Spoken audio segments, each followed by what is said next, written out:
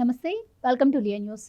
సహజంగా ఎవరైనా ప్రజాప్రతినిధి ప్రజల మద్దతుతో గెలిస్తే అసెంబ్లీకి వెళ్ళాలి. ఇప్పటి వరకు అదే జరిగింది. కానీ ఒక్క జగన్మోహన్ రెడ్డి గారు మాత్రం నా రూటే సపరేటు అంటూ ఆయన అసెంబ్లీకి వెళ్లకుండా భీష్మించు కూర్చున్నారు. అయితే వెళ్ళట్లేదు కాబట్టి ఆయన పైన అనర్హత వేటు పడదు అని చెప్పి ఇలా రకరకాల చర్చలు ఇప్పటి వరకు నడిచాయి. దీనిపైనే తాజాగా అసెంబ్లీ స్పీకర్ అయినటువంటి అయ్యన్న పాత్రుడు గారు కూడా మొన్న స్పందించారు. సో మిగతా ఎమ్మెల్యేలు అందరూ శాలరీ తీసుకుంటున్నారు కానీ ఒక్క జగన్మోహన్ రెడ్డి గారు మాత్రం శాలరీ తీసుకోవట్లేదు, దీనిపైన మేము సమీక్ష చేస్తాం, ఏం చేయాలని చెప్పి డిసైడ్ అవుతాం అన్నారు. ఓహో, ఇదా జగన్మోహన్ రెడ్డి గారు ఇంత డేర్గా ఉండడానికి గల కారణం అని చెప్పి అంతా అనుకున్నారు. సో ఆయన శాలరీ తీసుకోవట్లేదు కాబట్టి ఆయన పైన వేటు పడదు అనుకుని ఉండొచ్చు అని చెప్పి ఇప్పుడు అందరూ భావిస్తున్నారు. మరి అసలు నిజంగానే శాలరీ తీసుకోకపోతే ఆయన పైన అనర్హత వేటు పడే అవకాశం ఉండదా?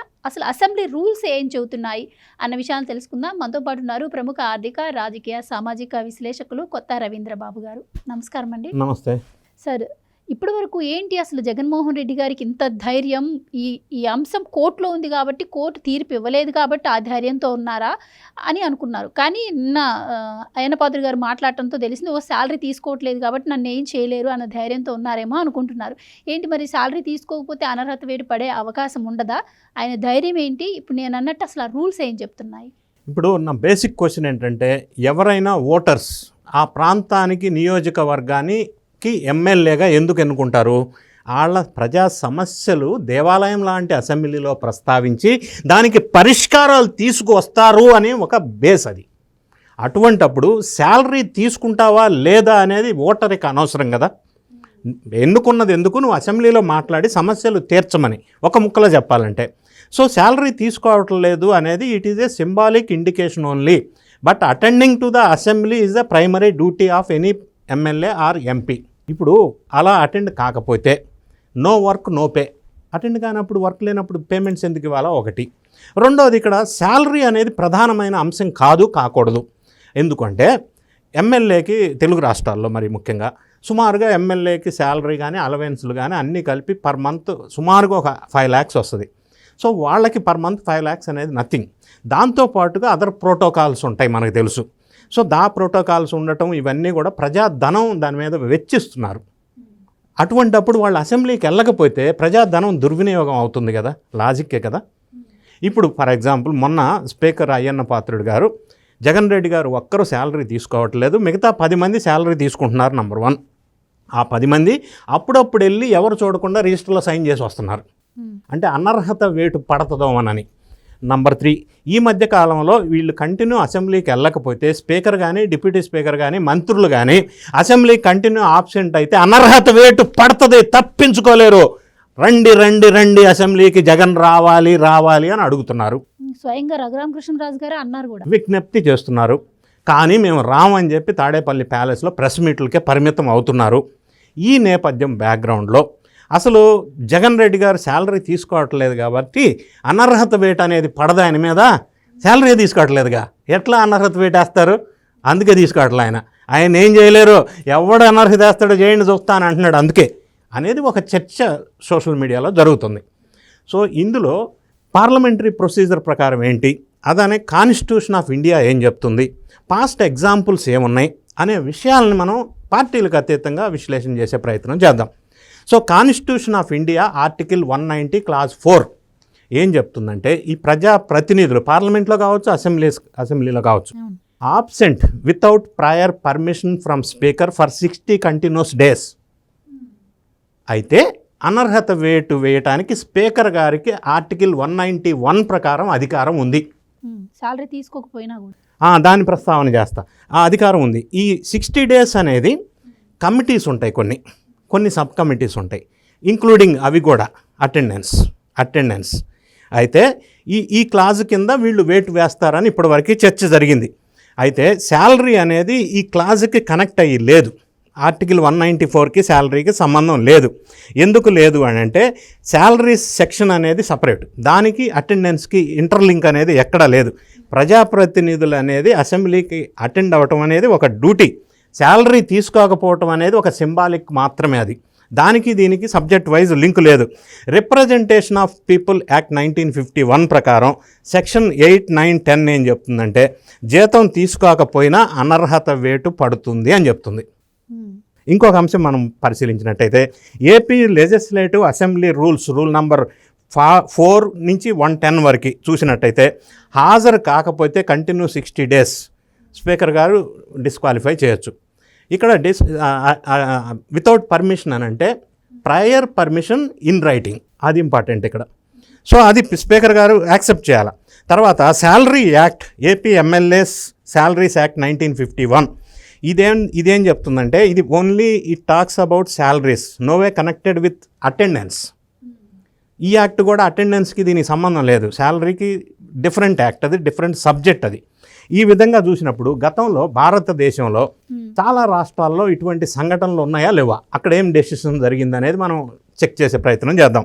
ఫర్ ఎగ్జాంపుల్ 2019 నుంచి 2024 వరకు తెలుగుదేశం పార్టీకి సంబంధించిన ఎమ్మెల్యేలు, మరి ముఖ్యంగా యనమల రామకృష్ణుడు తదితరులంతా కూడా ఇట్లానే అటెండెన్స్ కాకపోతే తమ్మినేని సీతారాం అప్పట్లో ఉన్న స్పీకర్ నోటీస్ ఇచ్చారు.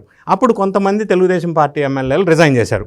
ఇంకొక విషయం మనం పరిశీలించినట్టయితే కర్ణాటక రాష్ట్రంలో 2019లో అప్పట్లో కుమారస్వామి ప్రభుత్వ పతనానికి కాంగ్రెస్ ఎమ్మెల్యేస్ హాజరు కాలేదు. స్పీకర్ 10 మంది మీద డిస్క్వాలిఫికేషన్ నోటీస్ ఇచ్చారు. అలాగే మహారాష్ట్ర మనం ఒకసారి చూసినట్టయితే 2022లో షిండే ఏదైతే విభజించాడో మహారాష్ట్రలో, షిండే ఆధ్వర్యంలో గ్రూప్ ఆఫ్ ఎమ్మెల్యేస్ హాజరు కాకపోతే డిస్క్వాలిఫై చేశారు. అప్పట్లో ఒక అతను జీతం తీసుకోలేదు కానీ డిస్క్వాలిఫై చేశారు. ఈ సందర్భంలో సుప్రీంకోర్టుకి వెళ్ళింది ఒక కేసు. సుప్రీంకోర్టు వాళ్ళు జడ్జిమెంట్ ఏమి ఇచ్చారంటే శాలరీ తీసుకోకపోవటానికి డిస్క్వాలిఫికేషన్కి సంబంధం లేదని ఒక జడ్జిమెంట్ ఇచ్చారు. అంటే దేశవ్యాప్తంగా 2014 నుంచి 2024 వరకు కేసు అంటే డిఫరెంట్ రాష్ట్రాల్లో జరిగిన సంఘటనలు మనం ఒకసారి చూసినట్టయితే సుమారుగా ఇప్పటివరకు 150 మందిని డిస్క్వాలిఫై చేశారు. అది పార్లమెంట్లో కావచ్చు, అసెంబ్లీలో కావచ్చు. ఇక్కడ ప్రధానంగా డిస్క్వాలిఫై అనగానే మనకి not only absent without prior permission for 60 days అదొక క్లాజ్. రెండోది యాంటీ డిఫెక్షన్ లా, ఇదొక క్లాజ్. డిస్క్వాలిఫై అవ్వాలంటే ఏ ప్రజాప్రతినిధి అయినా పార్లమెంట్లో కావచ్చు, అసెంబ్లీలో కావచ్చు. ఫర్ ఎగ్జాంపుల్ తెలంగాణ రాష్ట్రంలో చూస్తే బీఆర్ఎస్కి చెందిన 10 మంది ఎమ్మెల్యేలు కాంగ్రెస్లో జాయిన్ అయ్యారు. ఇప్పుడు ఆ కేసు స్పీకర్ గారు విచారిస్తున్నారు. అది యాంటీ డిఫెక్షన్ లా కిందకు వస్తుంది. డిస్క్వాలిఫై చేయటానికి ఈ కారణంతో పాటు ఇదొక కారణం. మూడో కారణం ఏంటంటే ఏ కోర్టు అయినా ఏ ప్రజాప్రతినిధి మీదైనా 2 years కన్విక్షన్ కనుక విధిస్తే, శిక్ష అనుభవిస్తే కాదు, శిక్ష విధిస్తేనే, కన్విక్షన్ కోర్టు ఆర్డర్ కనుక శిక్ష వేస్తే డిస్క్వాలిఫై చేయొచ్చు. దీనికి ఎగ్జాంపుల్ గతంలో రాహుల్ గాంధీ ఈ కన్విక్షన్ ఆర్డర్ వస్తే పార్లమెంట్లో డిస్క్వాలిఫై చేశారు. సో ఈ 3 కారణాలు రాజ్యాంగం ప్రకారం ఏ ప్రజాప్రతినిధినైనా డిస్క్వాలిఫై చేయొచ్చు. ఇప్పుడు మనకి ఆంధ్రప్రదేశ్కి వచ్చేసరికి కంటిన్యూస్ ఆబ్సెంట్ ఫర్ 60 days. అయితే ఇక్కడ ఇప్పటివరకు మన అసెంబ్లీ ఎలక్షన్స్ వచ్చిన తర్వాత ఇంకా 20 రోజులు కనుక అసెంబ్లీ జరిగితే 60 days అవుతుంది. ఈ 20 రోజులు కూడా వీడు వెళ్ళకపోతే స్పీకర్ గారు డెసిషన్ తీసుకుంటారు. అయితే ఇక్కడ ఇంకొక క్వశ్చన్ వస్తుంది మీ బొట్టు వాళ్ళ నుంచి. గతంలో చంద్రబాబు నాయుడు గారు కూడా, అదే అడగబోతున్నాను ఇప్పుడు. అదే నాకు చాలామంది క్వశ్చన్ చేస్తూ ఉన్నారు ఈ మాటలు మాట్లాడినప్పుడు. చంద్రబాబు నాయుడు గారు కూడా గతంలో అసెంబ్లీకి చాలా రోజులు వెళ్ళలేదు కదా, మరి అప్పుడు జగన్ రెడ్డి గారు అన్నారు ప్రశ్న. ఎస్ నాకు గుర్తు, ఆయన ప్రస్తావించారు. అప్పట్లో జగన్ రెడ్డి గారు ఏం మాట్లాడారంటే చంద్రబాబు నాయుడు గారు అసెంబ్లీకి రాకపోతే నేను డిస్క్వాలిఫై చేయలేదుగా కదా. అక్కడ లాజిక్ ఏంటంటే అప్పట్లో వైఎస్ఆర్ కాంగ్రెస్ పార్టీ అధికారంలో ఉన్నప్పుడు 60 days అసెంబ్లీ నిర్వహించలేదు. అయ్యో రామ, 60 రోజులు సభ నడపలా. సభ 60 రోజులు నడపనప్పుడు డిస్క్వాలిఫై చేసే క్వశ్చన్ డజంట్ అరైజ్. ఇంకేం డిస్క్వాలిఫై చేసేదేముంది, క్వశ్చన్ ఉత్పన్నం కాదు. అప్పుడు అది లాజిక్. అంతేగాని ఆయన చంద్రబాబు నాయుడు డిస్క్వాలిఫై చేయలేదు కదా అంటే చేయడానికి అవకాశం లేదు రాయ్యా, ఎక్కడుంది, నీ స్కోపే లేదు. అది లాజిక్ అక్కడ. ఇంకొకటి ఏంటంటే సుప్రీంకోర్టు జడ్జిమెంట్స్, కేస్ లాస్ ఒకసారి మనం పరిశీలించినట్టయితే ఈ పర్టికులర్ సబ్జెక్ట్ మీద కె ప్రభాకరన్ వర్సెస్ జయరామన్ అన్న ఒక కేసులో 2005లో సుప్రీంకోర్టు ఒక జడ్జిమెంట్ ఇచ్చింది. సభకి ఎవరైనా continuous absent without prior permission for 60 days salary తీసుకున్నా తీసుకోకపోయినా అనర్హత వేటు స్పీకర్ గారు వేయవచ్చును అని ఒక జడ్జిమెంట్ ఉంది. సో ఈ కారణాలన్నీ మనం పరిశీలించినట్టయితే జగన్ రెడ్డి లేదా వైఎస్ఆర్ కాంగ్రెస్ పార్టీ నాయకులు చెప్తున్నట్టుగా శాలరీ తీసుకోకపోతే అనర్హత వేటు నుంచి తప్పించుకుంటారనేది కరెక్ట్ కాదు. ఖచ్చితంగా అనర్హత వేటు పడుతుంది, శాలరీ తీసుకున్నా తీసుకోకపోయినా. ఇది వాస్తవం. ఇది లీగల్గా, లాజికల్గా, టెక్నికల్గా సబ్జెక్ట్ ప్రకారం ఉన్నటువంటి అంశం. అయితే నాకు ఇక్కడ ఒక చిన్న డౌట్ అండి. మీరన్నారు ఎవరికైనా ప్రజాప్రతినిధికి 2 ఏళ్ళు శిక్ష విధిస్తే అంటే అనుభవించకపోయినా వాళ్ళు డిస్క్వాలిఫై అయిపోతారని అన్నారు. మరి 2 ఏళ్ళు శిక్ష విధిస్తే వాళ్ళు ఎన్నికల్లో పోటీ చేసి వచ్చి గెలిచి ముఖ్యమంత్రులుగా, మంత్రులుగా, ఎమ్మెల్యేలుగా, అసెంబ్లీలో, పార్లమెంట్లో కూర్చోవచ్చా? దానికి రాజ్యాంగంలో లేదు. కన్విక్ట్ అయితే స్పీకర్ గారు ఆ వ్యక్తిని డిస్క్వాలిఫై చేసేస్తారు. కన్విక్షన్ ఇదే రాహుల్ గాంధీదే ఎగ్జాంపుల్. పార్లమెంట్లో ఆయన ఒక కేసు విషయంలో కోర్టు ఆర్డర్ ఇచ్చిన వెంటనే పార్లమెంట్ నుంచి డిస్క్వాలిఫై చేశారు అప్పట్లో, లాస్ట్ టర్మ్లో. అదో పెద్ద సంచలనం అయింది అప్పట్లో. సో కేసులో శిక్ష అనుభవిస్తే కాదు, కోర్టు శిక్ష విధిస్తేనే. ఇది కూడా ఆర్టికల్లో చెప్తా ఉంది మనకు రాజ్యాంగంలో. సో ఓకే, ఇది మనకి ఇక్కడ ఆంధ్రప్రదేశ్లో ఇప్పుడు ప్రస్తుతం ఉన్న సబ్జెక్ట్లో ఇది వర్తించదు.